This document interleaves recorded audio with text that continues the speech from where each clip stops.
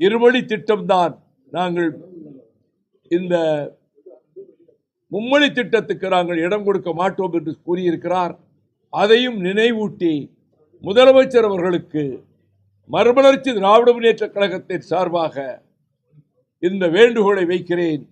எக்காரணத்தை முன்னிட்டும் அதனை அனுமதித்து விடாதீர்கள் என்று வேண்டுகோள் வைக்கிறேன்.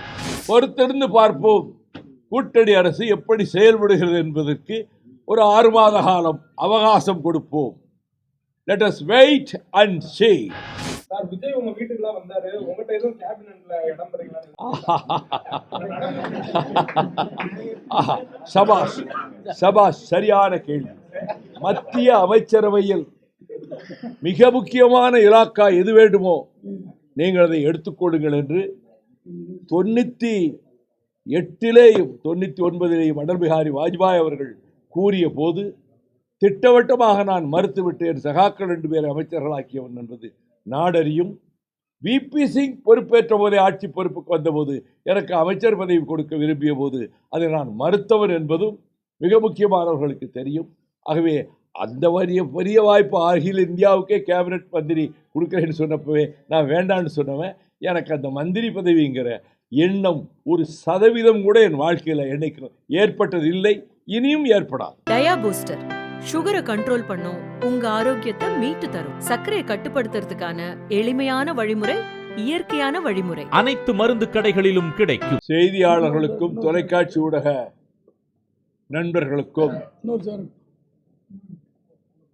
முதலில் திடீரென்று என்னிடம் மஹபூப் கான் சொன்னாலும் அத்தனை பேரும் இன்றைக்கு எங்களுடைய இந்த செய்தியாளர் சந்திப்பிலே பங்கெடுத்துக் கொண்டதற்காக நான் நன்றி தெரிவித்துக் கொள்கிறேன்.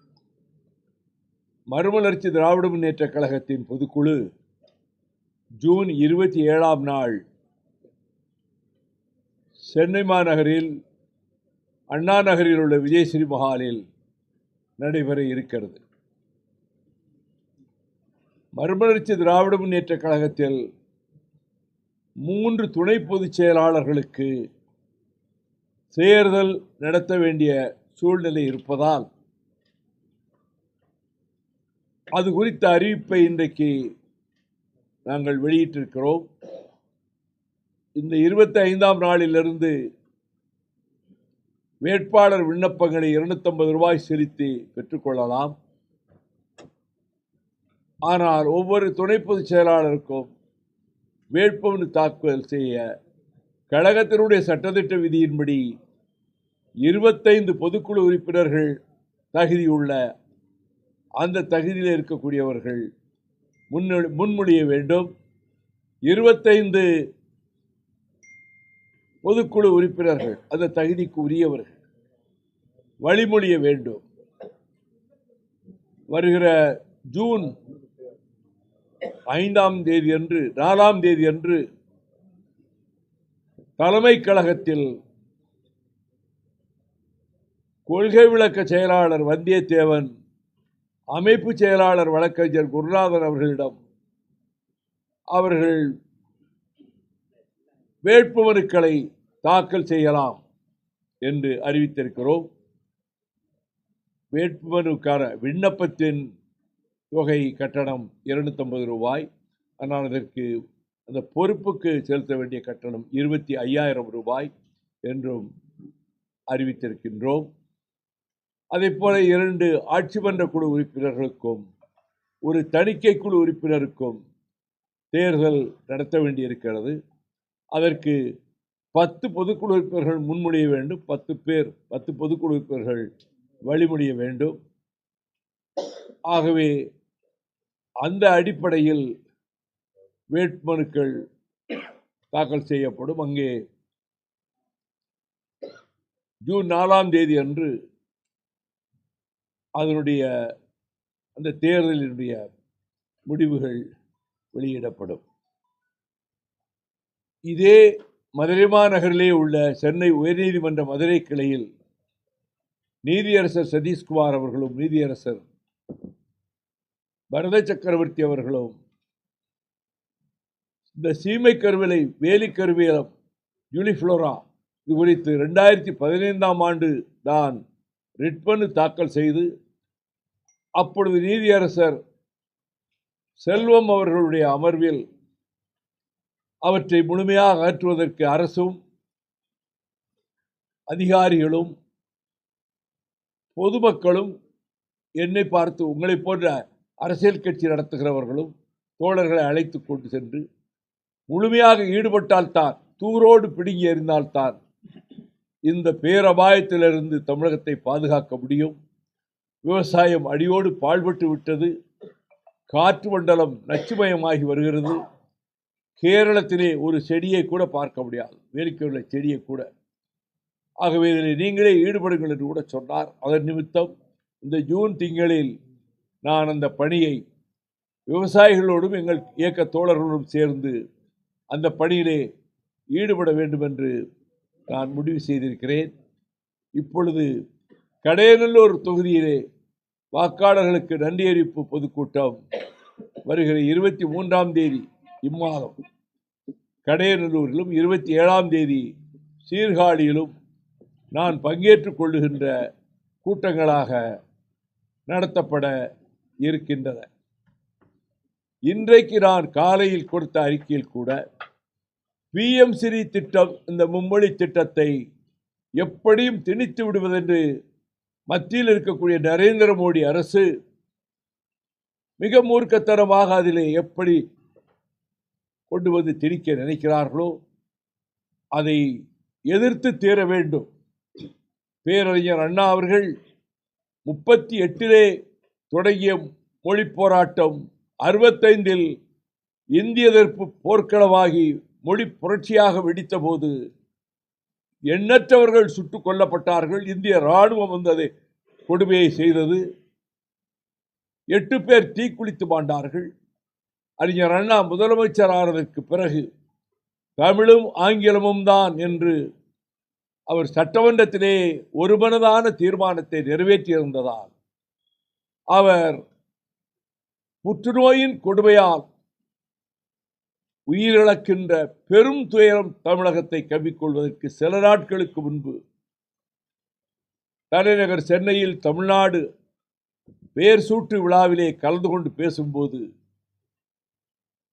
அவர் சொன்னார், திராவிட முன்னேற்றக் கழகம் நடத்துகின்ற அந்த அரசு எடுத்திருக்கின்ற மொழி பிரச்சனையில் இந்த முடிவை இந்திக்கு இங்கு இடமில்லை, தமிழும் ஆங்கிலமும் தான் என்பதை வருங்காலத்தில் எந்த கட்சி ஆட்சிக்கு வந்தாலும் இதை மாற்ற முடியாது, மாற்ற முனையக்கூடாது என்று அவர் பிரகடனம் செய்தார்.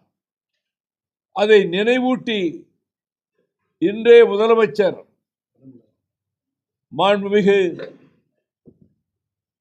ஜோசப் விஜய் அவர்களுக்கு நான் வேண்டுகோள் விடுக்கிறேன். உயிரிழந்தவர்கள் 8 பேர் தீக்குளித்து மடிந்தவர்கள், நூற்றுக்கணக்கிலே கொல்லப்பட்டவர்கள், பல்லாயிரக்கணக்கிலே சிறைவாசம் அனுபவித்தவர்கள், இந்த தியாகத்தை எல்லாம் மனதில் கொண்டுதான் முடிவுகள் மேற்கொள்ளப்பட வேண்டும். அதற்கு மீறி மத்திய அரசினுடைய நிர்பந்தத்துக்கு படிந்தால் மீண்டும் ஒரு மொழிப்போர் வெடிக்கும் என்பதையும், எனவே எக்காரணத்தை முன்னிட்டும் இன்றைய அமைச்சரவையிலேயே பங்கேற்றிருக்கக்கூடிய அமைச்சர் கூட 4 நாட்களுக்கு முன்பு இருமொழி திட்டம்தான், நாங்கள் இந்த மும்மொழி திட்டத்துக்கு நாங்கள் இடம் கொடுக்க மாட்டோம் என்று கூறியிருக்கிறார். அதையும் நினைவூட்டி முதலமைச்சர் அவர்களுக்கு மறுமலர்ச்சி திராவிட முன்னேற்ற கழகத்தின் சார்பாக இந்த வேண்டுகோளை வைக்கிறேன். எக்காரணத்தை முன்னிட்டும் அதனை அனுமதித்து விடாதீர்கள் என்று வேண்டுகோள் வைக்கிறேன். அதுபோலவே காட்டுப்பன்றிகளினுடைய அட்டகாசத்தால் மேற்கு தொடர்ச்சி மலை அடிவாரத்தில் இருக்கக்கூடிய பகுதிகள் கிட்டத்தட்ட 40 கிலோமீட்டர் 50 கிலோமீட்டர் தொலைவு வரையிலே விவசாயம் செய்ய முடியாத அளவுக்கு பெரும் அழிவை விவசாயிகளுக்கு ஏற்படுத்தி வருவதால் அதை தடுத்து நிறுத்திட நேற்றைக்கு கூட சுப்ரீம் கோர்ட்டில் வெறிநாய்களை எல்லாம் சுட்டு தள்ளுங்கள், சுட்டு கொண்டு விடுங்கள் என்று நீதியரசர்கள் கூட சொல்லுகிறார்கள். அதை போல விலங்குகள் பட்டியலில் இருந்து இந்த காட்டுப்பன்றிகளை அந்த பட்டியல் லிஸ்டில் இருந்தே எடுத்துவிட வேண்டும். இதை தடுப்பதற்கு இப்பொழுது தருமபுரி மாவட்டத்தில் ஒரு பகுதியில் முள்வேலி கம்பி வலைகளை அந்த மலையடிவாரத்திலே வரிசையாக வைத்திருப்பதாகவும் அதனால் வர முடியவில்லை என்றும் நேற்றைக்கு எங்களுக்கு ஒரு செய்தி கிடைத்தது. அதையும் பரீட்சித்து பார்க்கலாம், அரசு அந்த முயற்சியிலே ஈடுபடலாம் என்பதையும் நான் தெரிவித்துக் கொள்கிறேன். இந்த பணியில் இந்த வேலிக்கருவேல மரங்களை அகற்றுகிற பணி என்பது எப்படி தமிழ்நாட்டினுடைய வாழ்வாதாரங்களை காப்பதற்காக மறுமலர்ச்சி திராவிட முன்னேற்றக் கழகம் சாதித்து காட்டியிருக்கிறோமோ, இதே பென்னிக்கு கட்டிய முல்லை பெரியார் அணையை பாதுகாப்பதில் கம்பம் அப்பாஸ் அவர்களோடு 678 ஊர்களுக்கு சென்று பிரச்சாரம் செய்ததும், சகோதரர் பூமிநாதன் ஏற்பாடு செய்த 3 நடைபயணங்கள் வெற்றிகரமாக நடத்தியதும், 5 உண்ணாவிரத போராட்டங்கள் மறியல் நடத்தியதும், ஆகவே இந்த மதுரைக்கே குடிக்க தண்ணீர் கிடைக்காமல் போய்விடும் என்ற நிலையில் பாதுகாத்து கொடுத்தது மறுமலர்ச்சி திராவிட முன்னேற்றக் கழகம். தமிழக வாழ்வாதாரங்களை காப்பதில் நாங்கள் தான் இன்னைக்கு முதல் இடத்திலே இருக்கிறோம். பெரிய கட்சிகள் இருக்கின்றன, வலு இருக்கிறது, அவர்கள் ஆட்சி புரிந்தவர்கள், இப்பொழுது ஆட்சிக்கு வந்திருப்பவர்கள். முன்பு ஆட்சி நடத்திய அதிமுக அரசு அவர்களை குறை சொல்லவில்லை. ஆனால் நாங்கள் ஸ்டெர்லைட்டை வெளியேற்றுகிற பணியிலே இடைவிடா போராட்டங்களும் நீதிமன்றத்திலே நடத்திய போராட்டமும் சேர்ந்தான் அதை நிரந்தரமாக மூடுவதற்கு ஏற்பாடு செய்தது. ஆனால் ஒரிஷாவுக்கு சென்ற பிரதமர் நரேந்திர மோடி காப்பர் இல்லாமல் நாம் கஷ்டப்படுகிறோம், வெளியிலிருந்து வாங்க வேண்டியிருக்கிறது என்று பேசுகிறார். இந்த ஸ்டெர்லைட் நிறுவனர் உலக கோடீஸ்வரர்கள் ஒருவரான அனில் அகர்வால் பிரதமருக்கு மிக நெருக்கமானவர். அதானி அம்பானியை போலவே அனில் அகர்வாலும் நெருக்கமானவர்.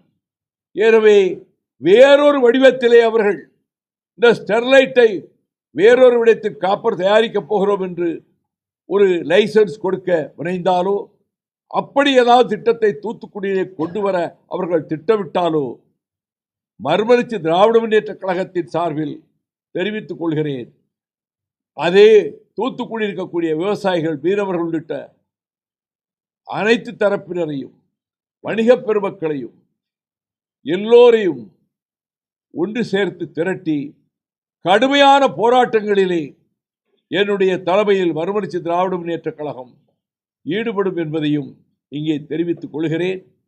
நெய்வேலி நிலக்கரி நிறுவனத்தை தனியார் மையத்துக்கு செல்ல விடாமல் இறுதி கட்டத்தில் அடல் பிகாரி வாஜ்பாய் அவர்களிடத்திலே வாதாடி அந்த முடிவை, மத்திய அரசின் கேபினெட் எடுத்த முடிவை மாற்றச் செய்தவன் மறுமலர்ச்சி திராவிட முன்னேற்றக் கழகத்தினுடைய பொதுச் செயலாளர் என்ற முறையில் தமிழக வாழ்வாதாரங்களை பாதுகாக்கின்ற அந்த கடமையில் எங்களை நாங்களே அர்ப்பணித்திருக்கிறோம். அதனுடைய அடையாளமாகத்தான் இந்த ஜூலிஃப்ளோராவை, இந்த வேலிக்காத்தார் சீமை கருவேல மரங்களை அகற்றுகிற வேலையிலும் எல்லா இடங்களிலும் நாங்கள் ஈடுபட இருக்கிறோம். அரசுக்கும் தெரிவித்துக் கொள்வேன், தமிழக அரசுக்கு.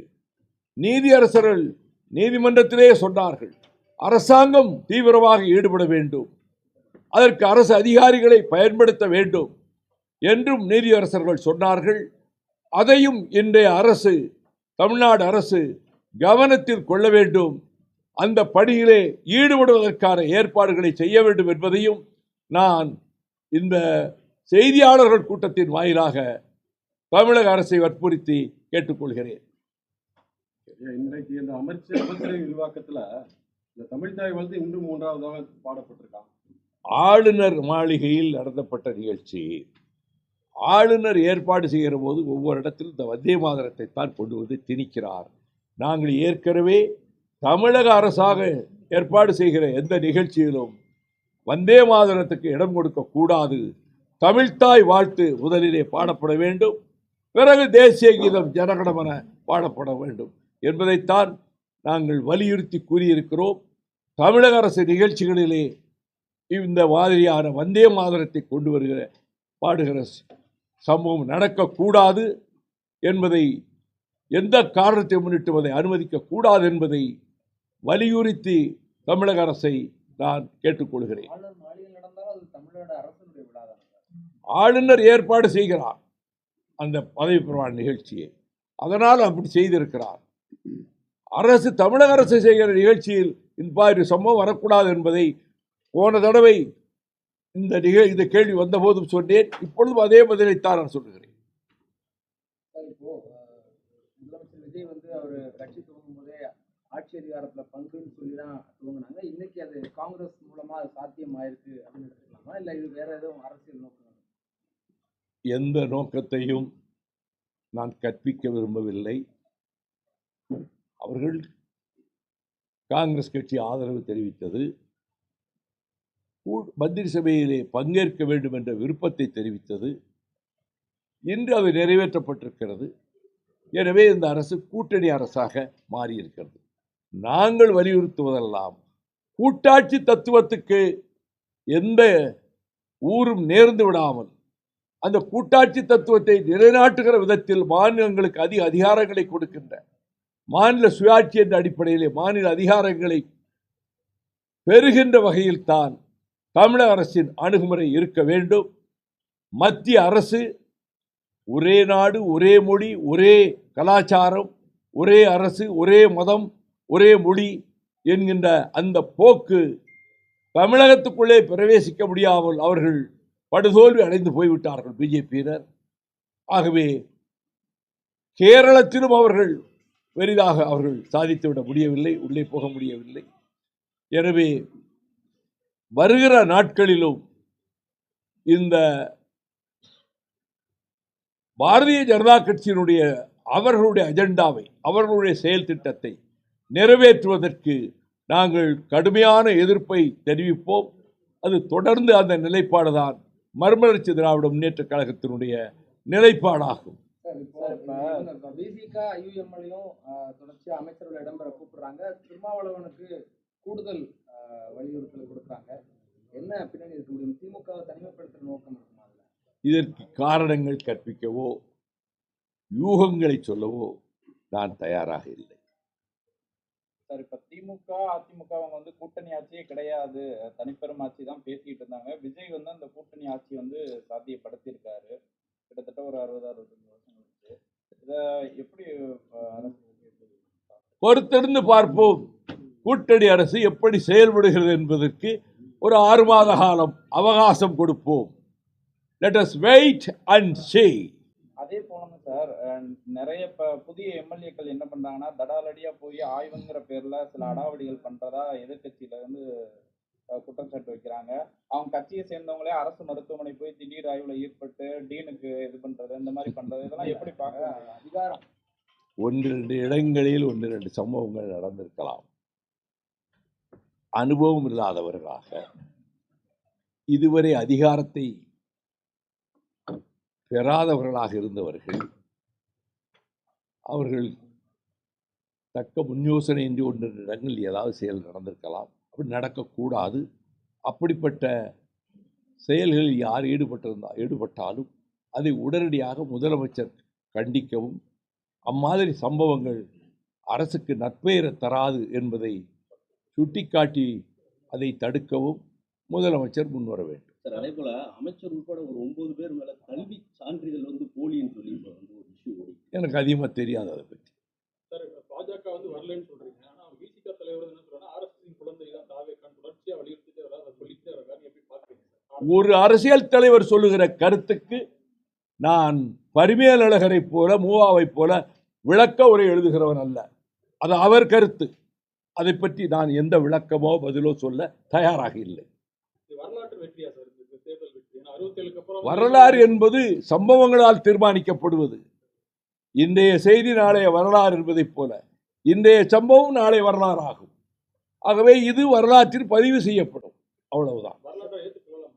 அது காலப்போக்கில் தான் தீர்மானிக்கும். சார், இப்ப முதலமைச்சர் உள்ளவங்களே என்ன சொல்றாங்க, கம்யூனிஸ்ட் வந்து ஒரு ஸ்டாண்ட் எடுக்கிறாங்க, தெளிவா திடமா நாங்க வெளியில இருந்து மட்டும்தான் ஆதரவு, கிரைசிஸ் மேனேஜ்மெண்டா முடிவெடுக்கிறோன்ற நிலைக்கு வந்துட்டாங்க. பட் ஆனா விசிக தலைவர் திரும்ப அவங்களுடைய அழைப்பை ஏற்று மறுபடியும் ஆலோசனை செய்யறாங்க. இதை என்ன புரிஞ்சுக்க? சகோதரரே, இப்பொழுதுதான் நான் சொன்னேன், ஒவ்வொரு கட்சிக்கும் கட்சி தலைமைக்கும் கருத்துக்களை சொல்லவும் அவர்கள் ஒரு நிலைப்பாட்டை மேற்கொள்ளவும் பரிபூர்ண சுதந்திரமும் உரிமையும் உண்டு.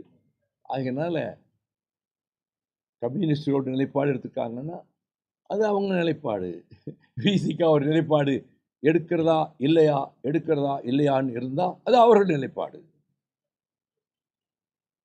கூட்டணி நிலைப்பாடு எப்படி சார் இருக்கு இனி வரும் காலங்கள்? ஏன்னா நாங்கள் தான் சொல்லிட்டோம், இப்போ we will give 6 months time, 6 மாத கால அவகாசம் பொறுத்திருந்து பார்ப்போம். அப்போதான் புதுசாக வந்திருக்காங்க, அவங்களுக்கே கூட பட்டு தான் தேர முடியுங்கிற மாதிரி சில அனுபவங்கள் ஏற்பட்டால்தான் அவங்களுக்கு சிலவற்றை படிப்பினைகளாக அவர்கள் புரிந்து கொள்ளலாம்.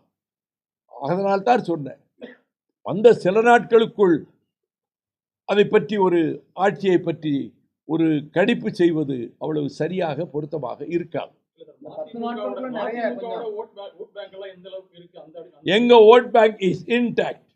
நாங்கள் 32 வருஷமா இந்த இயக்கத்தை நடத்திட்டு இருக்கிறோம். எவ்வளவு சரிவுகள் ஏற்பட்டிருக்கு, தோல்விகள் ஏற்பட்டிருக்கு, அதையெல்லாம் ஒரு புறத்தில் முறையில் தூக்கி எறிந்துவிட்டு நாம் தமிழ்நாட்டுக்கு என்ன செய்ய வேண்டும் என்று தமிழ்நாட்டு மக்களுக்கு, தமிழ்நாட்டு நதியா நீர் உள்ளிட்ட வாழ்வாதாரங்களுக்கு என்ன செய்ய வேண்டுமோ எவரும் செய்ய முன்வராத நிலையில் மறுமலர்ச்சி திராவிட முன்னேற்ற கழகம் தான் அந்த சாதனைகளை செய்திருக்கிறது. இதில் எந்த கட்சியும் எங்களோடு போட்டிக்கு வர முடியாது. ஏன்னா சார் விஜய் கட்சி எல்லாரோட வாக்குறுதியும் சீர்குலைச்சிருக்காங்கன்றதுதான் பார்வையா? சீர்குலைத்தல்கிற வார்த்தையெல்லாம் நீங்க பயன்படுத்துகிற வார்த்தைகள். மக்கள் தீர்ப்புக்கு சீர்குலைத்தல் என்கின்ற வார்த்தை அது தங்களுடைய கருத்து. அதே கருத்து இங்கே இருக்கக்கூடிய எல்லாருக்கும் அதே கருத்து இருக்குன்னு சொல்ல முடியாது. அதுபோல அது உங்களுடைய ஒப்பீனியன், அதுக்கு நான் ரியாக்ட் பண்ண முடியாது. அதற்கு நான் ரியாக்ட் பண்ண முடியாது பிரதர். சார் இப்போ இந்த நீங்க 6 மாத கால அவகாசம் கொடுத்தீங்க சரி, ஆனா அந்த இதுவரைக்கும் நடந்த இந்த 15 நாட்களுக்குள்ளாக நிறைய கொஞ்சம் தவறான ஃபேக் நரேட்டிவ் செட் பண்றாங்க, நல்ல காரியங்களும் செஞ்சிருக்காங்க. பாஜகவோட எதிர்ப்புக்கு காங்கிரஸ் தான் ஒரு முகமா இருக்கு இந்தியா லெவல்ல. அப்படியா? திமுக கூட்டணியில தான் இருந்துச்சு. இப்ப தாவேகா போறதுனால திமுக பின்னடைவா பாக்குறீங்களா? திமுக தன் நிலைப்பாட்டிலே உறுதியாக இருக்கிறது. இவங்க இப்படி போறதுனால அவங்களுக்கு எப்படி பின்னடைவாகும்? அவங்களுக்கு பின்னடைவு ஒன்றும் கிடையாது. அவங்க நிலைப்பாட்டில் அவங்க உறுதியாக நிற்கிறாங்க திமுக. சார் இதுக்கு என்ன காரணம்? மதசார்பின்மையோட காங்கிரஸ் எங்க இருக்காங்களோ அங்கதான் மதசார்பின்மை. அப்படியெல்லாம் சொல்ல முடியாது. அப்படியெல்லாம் அவங்களுக்கு அவங்க இருக்கிற இடம் தான் ராமர் இருக்கிற இடம் தான் அயோத்தின்னு சொல்லி புராணத்தில் சொல்லிட்டு இருப்பாங்க. இவங்க இருக்கிற இடம் தான் அதுன்னு சொல்றதுக்கான இடமல்ல. அதை விட கடுமையாக மதச்சார்பின்மையை பாதுகாப்பதற்கும் மதவெறியை எதிர்ப்பதற்கும் பல்வேறு கட்சிகள், மம்தா கட்சி இருக்கு, அங்கே பஞ்சாப்ல இயக்கங்கள் இருக்கு, காஷ்மீர்ல இயக்கங்கள் இருக்கு. அவங்கெல்லாம் காங்கிரஸை பார்த்தவங்க செய்யலை. சார் இப்ப முதலமைச்சரே என்ன சொல்றாங்கன்னா, இன்ஸ்டாகிராம்ல ரீல்ஸ் போட்டே ஆட்சியப்படுத்திட்டாங்க, இது ஒரு டிஜிட்டல் புயல் அப்படின்லாம் பேசுறாங்க. இன்ஸ்டாகிராம்லயும் அவங்க பண்ணனால ஆட்சிக்கு இவ்வளவு எளிதா வந்துட முடியுமா? சரிதானா? அப்படி மூத்த தலைவர்கள் அரசியல்வாதி அப்படி பேச சரிதானா? முதலமைச்சராக இருந்த இன்றைய திராவிட முன்னேற்ற கழகத்தினுடைய தலைவர் மாண்புமிகு தளபதி ஸ்டாலின் அவர்கள் சொல்லுகிற ஒரு கருத்தென்றால் அவர் மனதிலே பட்ட கருத்தை அவர் சொல்லுகிறார். அதே கருத்தை யாரெல்லாம் சொல்லணுமோ அவங்க விருப்பத்துக்கு சொல்லலாம். அந்த கருத்துக்கு ரியாக்ஷன் நான் கொடுக்க விரும்பல. மதிமுகவோட இந்த இணையதளம் அடுத்து எல்லாமே டிஜிட்டல் ஆயிருக்கு. நம்ம அதுல எந்த மாதிரியான பரிணாமம்? நாங்க கடந்த 6 மாத காலம் 8 மாத காலமாக எங்கள் இணையதளத்தை மிக வலுப்படுத்தி இருக்கிறோம். பல நூற்றுக்கணக்கானவர்கள் அந்த பணியிலே ஈடுபட்டு வருகிறார். சார் இப்ப அடுத்த நாடாளுமன்ற தேர்தல், உள்ளாட்சி தேர்தல்ல இதே திமுகவோட நீங்க நாளைக்கு என்ன நடக்க போகுதுன்னு இன்னைக்கே எப்படிங்க சொல்லிட்டு இருக்க முடியும்? அரசியல்ல அடுத்த 5 வருஷம் கழிச்சு எப்படி இருப்பீங்க, 10 வருஷம் கழிச்சு எப்படி இருப்பீங்க, 1 வருஷம் கழிச்சு எப்படி இருப்பீங்க? நாங்களா இருக்கோம். அவ்வளவுதான். என்டிஏ கூட்டணியில இருக்கிறவங்களே விஜயோட செயல்பாடுகளால கவரப்பட்டு அவருக்கு ஆதரவான ஒரு இதை பேசுறாங்க. அதனாலதான் அந்த கேள்வியை நாங்க கேட்க வேண்டியது. கவரப்பட்டவர்கள் சொல்லியிருப்பார்கள், அவர்கள் கருத்து.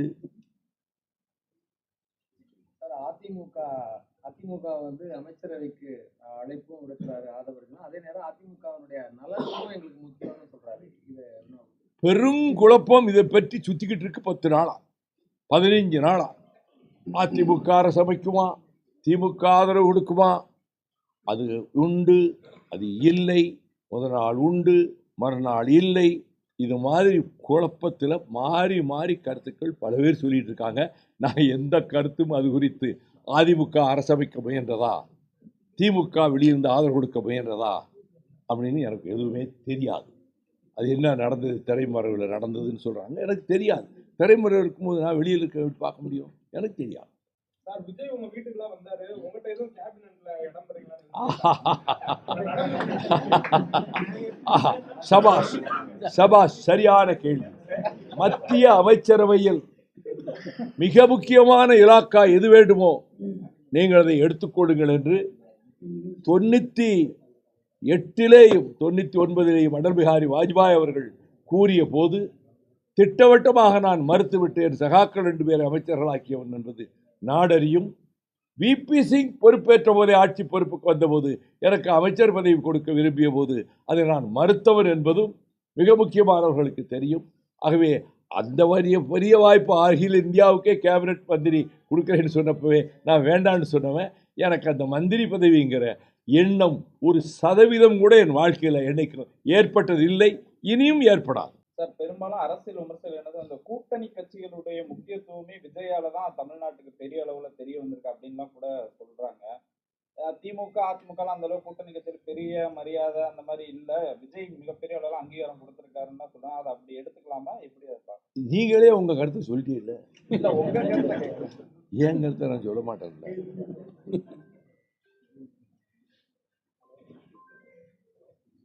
நன்றி. நீங்க வந்ததுக்கு ரொம்ப நன்றி.